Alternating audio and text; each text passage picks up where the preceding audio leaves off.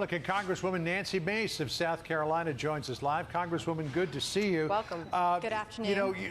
You know, you blame the media in part, and we saw that montage, for spreading the story of what happened in the Cannon office building, which is a ways away from the Capitol building. One account by Newsweek magazine, Ocasio-Cortez said that rioters actually entered her office, forcing her to take refuge inside her bathroom after Legislative Director Geraldo Bonilla Chavez told her to hide, hide, run, and hide.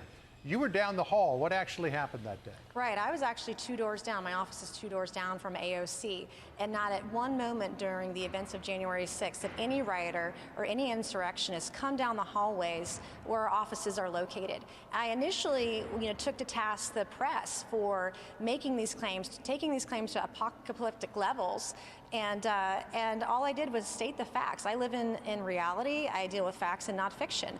And I said that there were no rioters in the hallways of Cannon. I'm 2 doors down from you. And she lost it today. She doesn't deal in reality. She hasn't been doing that today. I think it's really important that we take members to task when they're not being honest with the American people. This division is hurting our country. Congresswoman, are you, just to be clear, alleging that she fabricated this entire story for political reasons? Or is it possible she had a different experience? She knew this was going on. Right.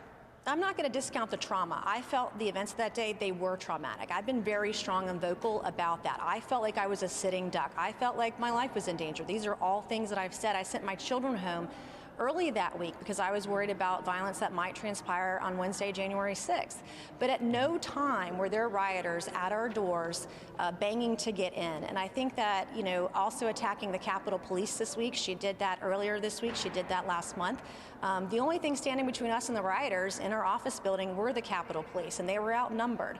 And I'm not going to discount the trauma that we each experienced, but we have to be factual when we describe what actually happened. And I'm telling the truth today. That's simply it.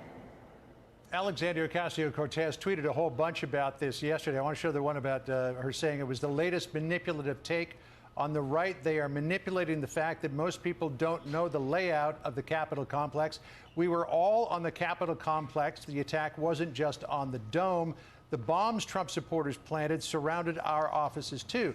I've spent some time up there on the Hill, and I do know you can get to the Cannon building from the Capitol via a tunnel, but those bombs were placed at the DNC and the RNC. Correct. And it seems to me as though these two things don't quite add up.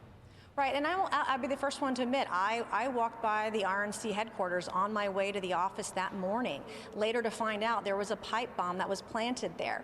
I'm not discounting any of that. Those are very important details. But in our offices where we were barricaded, our doors were locked.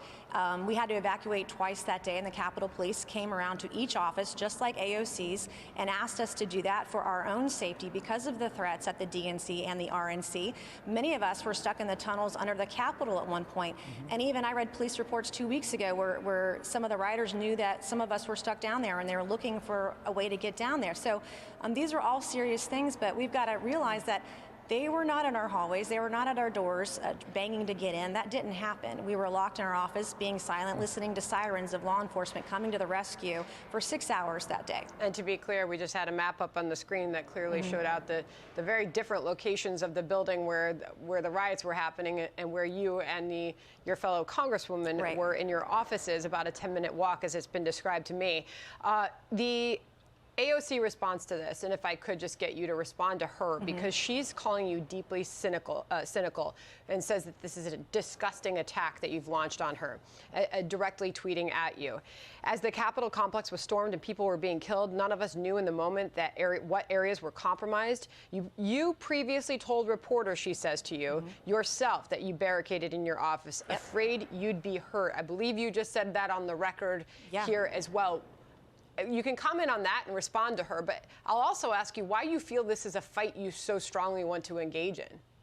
Well, I didn't intend to engage in this fight. I was just simply commenting on the fact that there weren't rioters at our doors. They weren't in the hallways. They were not inside the building of Cannon.